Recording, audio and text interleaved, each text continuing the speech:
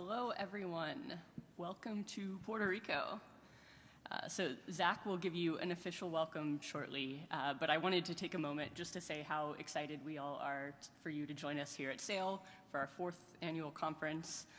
My name is Emily Alsensert. I'm thrilled to kick things off for SAIL today by introducing the speakers for our very first session, where for the first time ever, we're actually launching an AI challenge that you all will be invited to join. So our speakers today, first is Sam Finlayson, who is a dual-trained clinician and computer scientist. Sam is currently completing his pediatrics genetics residency at the University of Washington and Seattle Children's Hospital. He earned his MD PhD from the Harvard-MIT Health Sciences and Technology program, where his research focused on biomedical applications of machine learning. Sam leads an AI working group at N=1 Collaborative and participates in Therapeutics matching committee at the Undiagnosed Diseases Network. Shilpa Kobrin is a researcher at the Coordinating Center for the Undiagnosed Diseases Network and the Associate Director of Rare Disease Analysis in the Department of Biomedical Informatics at Harvard Medical School. Her work develops computational tools to uncover the elusive genetic roots of disease, and she leads the Tool Building Coalition within the UDN. And then finally, Cyril Zaka is the Health AI lead at Hugging Face. Cyril completed his medical training at the American University of Beirut Medical Center and served as a postdoctoral fellow in the Department of Cardiothoracic Surgery at Stanford. His research focuses on building multimodal large language models for clinical medicine. Without any further ado, please join me in welcoming Sam, Shilpa, and Cyril.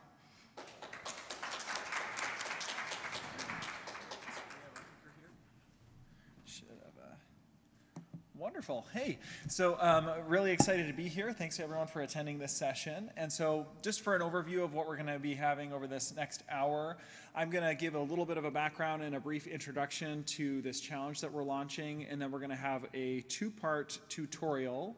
Shilpa is going to give an overview of a lot of the sort of biomedical tools that are going to be relevant to the challenge, and then Cyril is going to give a hands-on session introducing some LLM-based agentic tools that would also be helpful from a technical side. And we will go from there. So in clinical medicine, we have something of a paradox in that rare is very common, in the sense that about 1 in every 15 people born worldwide is born with a rare congenital genetic disorder. And even though any individual disorder in this group is extremely rare, collectively they account for an extremely large population and a disproportionately medically complicated population that ends up dominating a lot of resources and are very challenging to manage clinically. And as anyone that's been involved in clinical medicine will tell you, often these patients are subject to an extremely challenging diagnostic odyssey before they're even able to arrive at a diagnosis.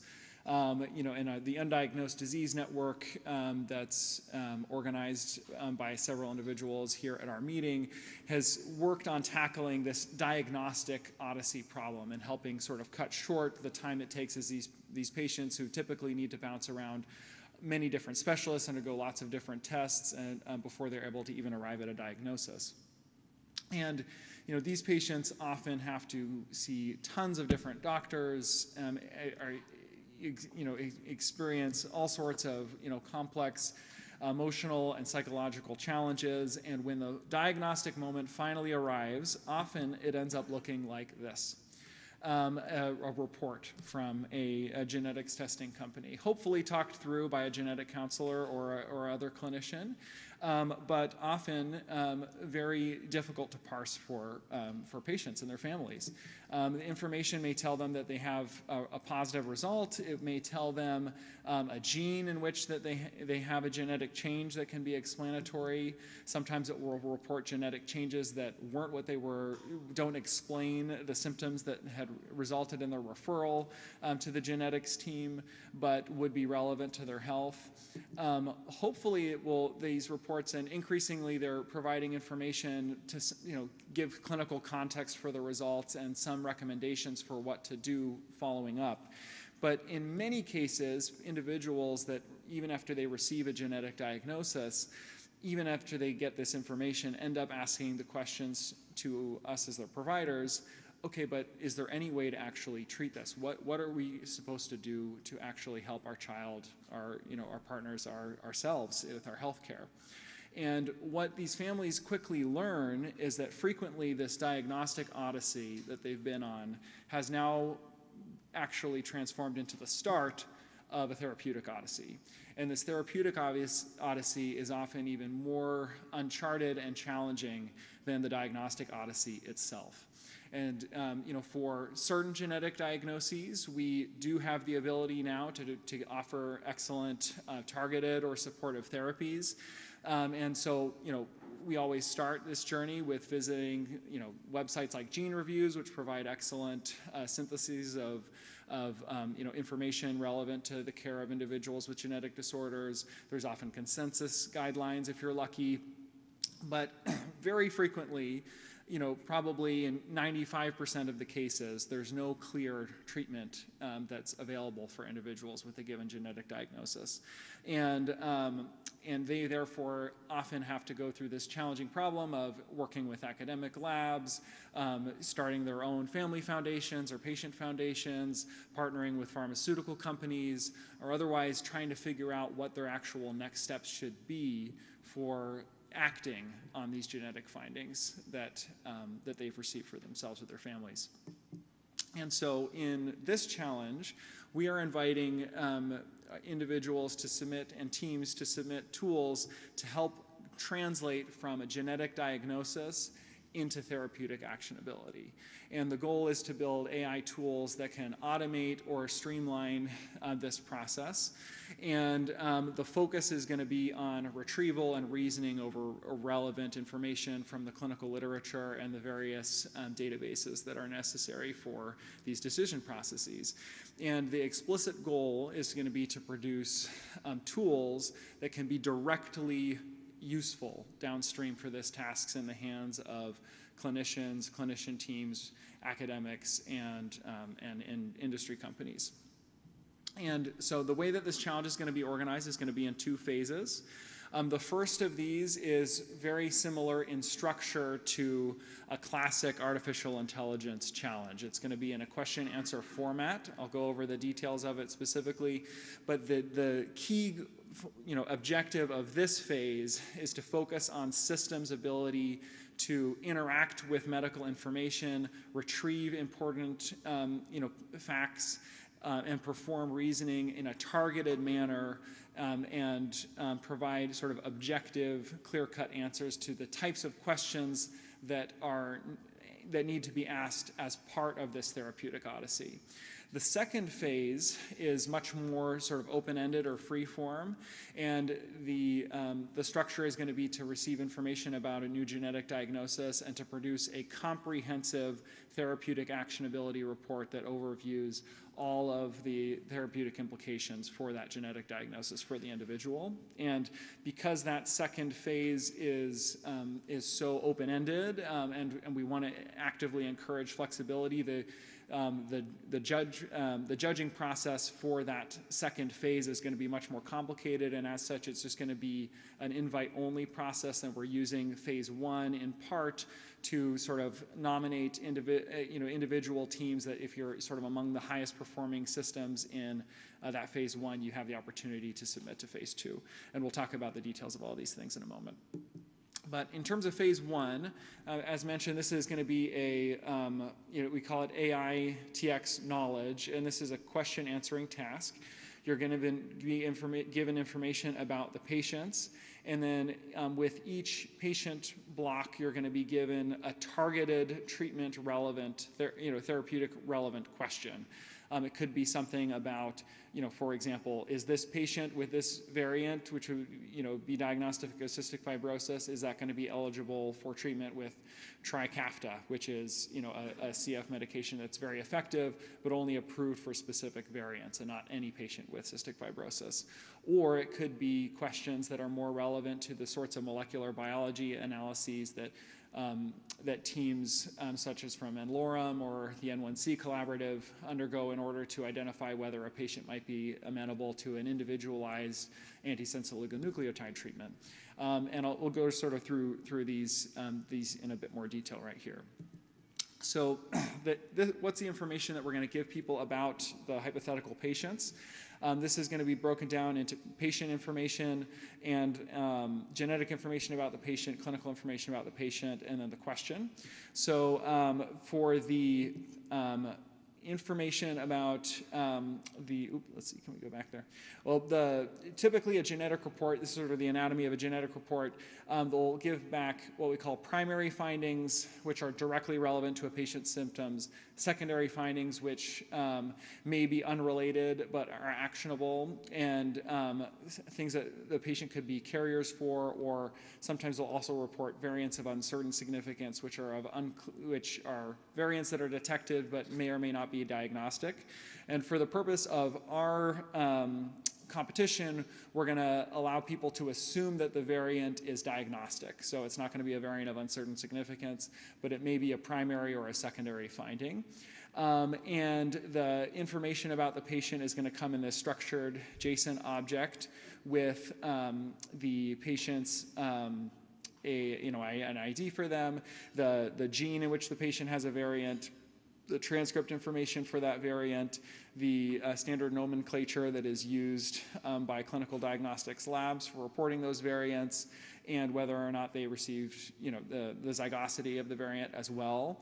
And then you'll receive a text, not HPO code-based description of clinical context for that patient that would be relevant for the questions. And then a question that you're going to be getting is drawn from one of these 5 thematic categories.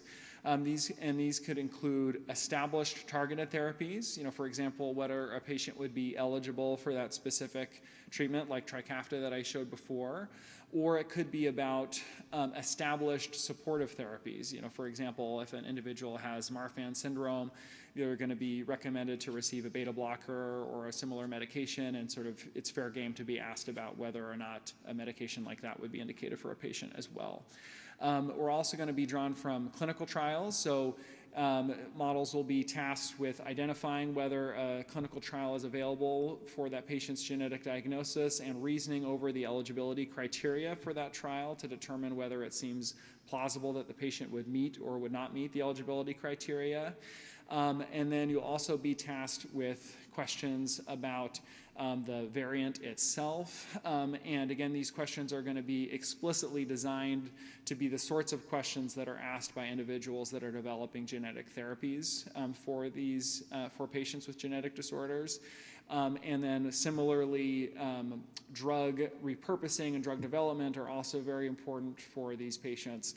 And so we're going to be asking questions relevant to reasoning over the pathways implicated by the genetic change, and FDA-approved drugs that are modulators of those pathways, et cetera.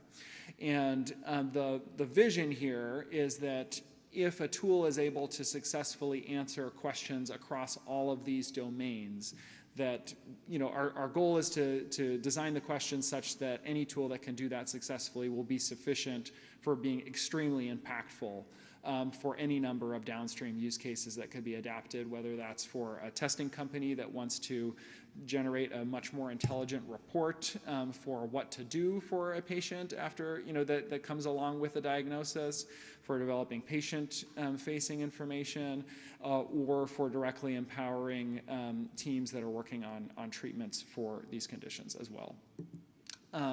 And so, a big part of this is that we want the questions to involve, as when needed, sources of information that are not just readily available on the web. So like playing around with state-of-the-art large language models. They often do extremely well for sort of standard information about these conditions, but they don't inherently have access to all of the databases that the clinicians, labs, drug developers, and academics and patients need to navigate in order to ask, condition-specific intelligent questions in many cases about these conditions. So models are going to need to be able to navigate all these sources of information just as a researcher or a clinician would. and where are the questions coming from? These are going to be crowdsourced from a team of experts, and we're going to be actively soliciting, providing guidance for what makes an excellent question and a mechanism for submitting these questions, with opportunities for prizes for submitting good questions that are of high quality. What do the model outputs formats look like? This is going to be also an adjacent structure, and it's going to involve a response to the questions, which again are going to be typically crafted to be sort of very objective, short, yes, no, choose from a list, give a number type of questions. But importantly, they're also going to need to provide a source and justification, which is a huge requirement for these sorts of models in terms of being trustworthy. And we're going to have a process for spot checking the primary measurements are going to be accuracy on the answers themselves, but we're going to have mechanisms that are automated and also manual review by experts of the sources and justification qualities as well. And so that is sort of the overall structure of the competition in these two phases. And then that's phase one.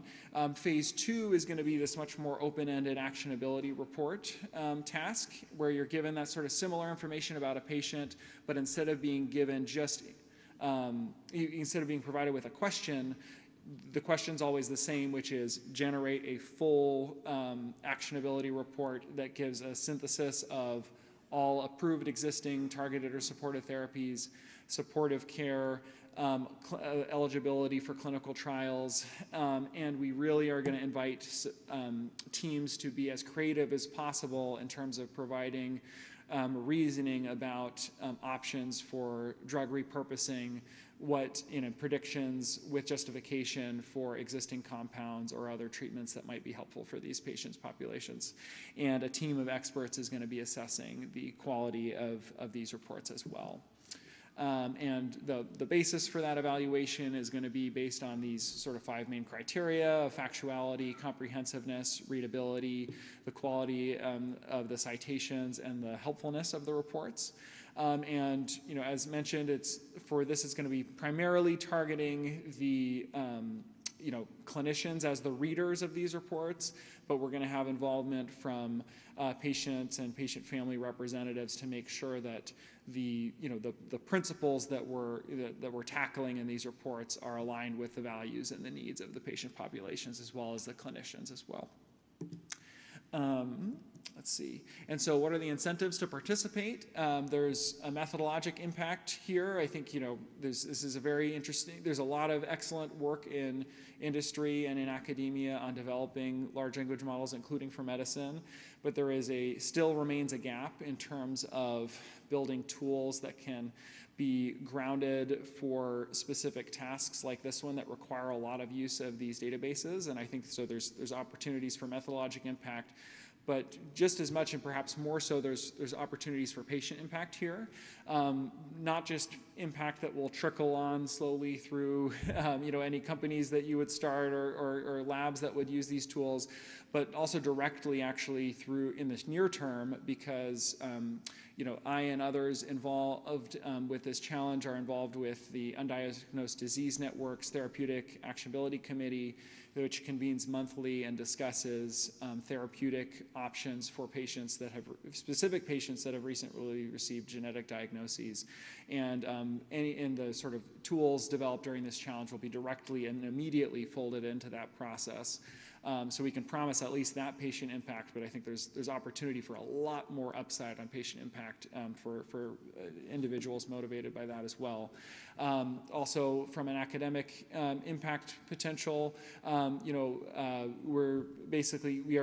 have the opportunity to guarantee an invitation to submit for publication in the New England Journal AI, and also to return with expenses paid to present your winning solution at this conference next year. And then we're also, details are going to be forthcoming about cash and compute prizes from various sponsors for this as well. So we would like to, invite anyone from the AI community who is interested in biomedicine and wants to have an impact on patient lives. We would like to invite anybody from the genetics and biomedical world that is interested in learning about AI tools to join this as a sort of a tangible use case and set of supports to get started. And in short, we would like to invite whoever is listening to this to join in this process. And whether that's submitting questions as an expert or whether that's developing solutions. And so with that, what we're going to go ahead and do is transition. Oh, this is our organizing team, which involves us on this panel. But then we also have an expert panel that's coming from individuals actually around the world, and many others that we anticipate will be continuing to join this effort. So if you have any interest in participating on an organizing level, please reach out to me and Shilpa, and we'd love to have your insights as well. But with that, we're going to get on to some sort of slightly more hands-on content.